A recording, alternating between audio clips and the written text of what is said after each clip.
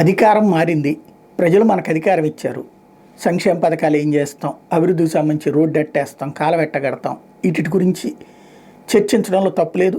ప్రజల్ని మోటివేట్ చేయాలి కూడా. మద్యానికి సంబంధించినో మీరు తాగేటప్పుడు వద్దు, ఇంతవరకు చేయండి, లేదా మీరు ఎడ్యుకేషన్ పూర్తయింది కదా, మీరు పద్దాక అటు పరిగెడుతున్నారు, మీరు ఇట్లాంటి ఇక్కడ చేయొచ్చు, దానికి మేము మినిమం ఫెసిలిటీస్ ఇస్తాం. ఇది కన్విన్సింగ్ డెమోక్రసీ. పబ్లిక్ కోరుకునేది అది. కానీ ఎంతసేపటికి మనం పబ్లిక్ని కన్విన్స్ చేయలేం కాబట్టి కన్ఫ్యూజ్ చేయడం లేదా అటాకింగ్ మోడ్. జగన్ గురించి వైఎస్ఆర్ కాంగ్రెస్ పార్టీ వాళ్ళు మర్చిపోతున్నారు కానీ తెలుగుదేశం పార్టీ వాళ్ళు మాత్రం మర్చిపోవట్లేదు.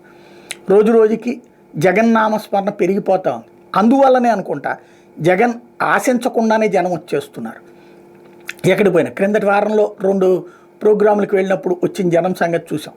ఇవాళ తాజాగా తెనాలికి అక్కడ గెలిచింది ఇద్దరు. ఓ పక్కన నాదెళ్ల మనోహరు జనసేన ఎమ్మెల్యే మంత్రి, రెండో పక్కన ఆలపాటి రాజా మొన్ననే ఆంధ్రప్రదేశ్ చరిత్రలోనే ఎమ్మెల్సీ ఎన్నికల్లో ఎన్నడూ గెలవనంత భారీ మెజార్టీతో గ్రాడ్యుయేట్ ఎమ్మెల్సీలో గెలిచారు.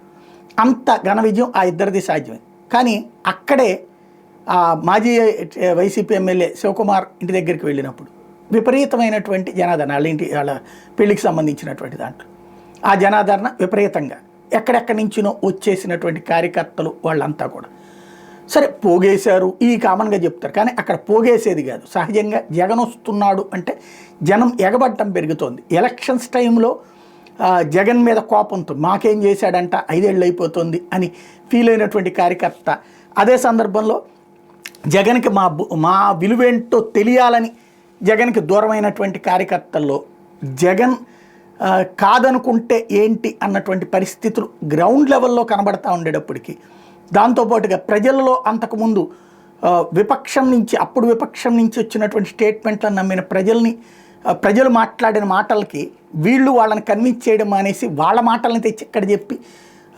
ఈయన తిట్టుకున్నటువంటి వాళ్ళు ఇప్పుడు అదే ప్రజలు ఏ పథకాలు రాక తిడుతుంటే ఆ తిట్లను చూశాక ఓహో మనోడే కరెక్ట్ అని మారి ఇప్పుడు వస్తున్నటువంటి వాళ్ళ సంఖ్య పెరుగుతోంది.